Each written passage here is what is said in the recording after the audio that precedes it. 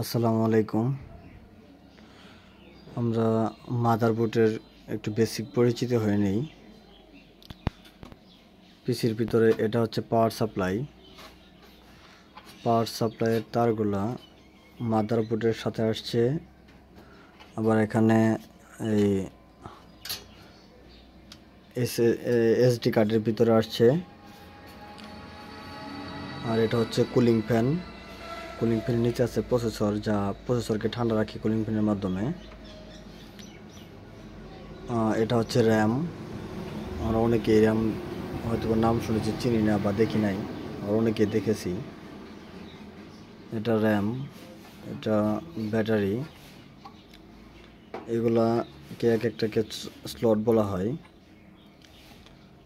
আর motherboard আমাদের হচ্ছে ইসোনিক motherboard.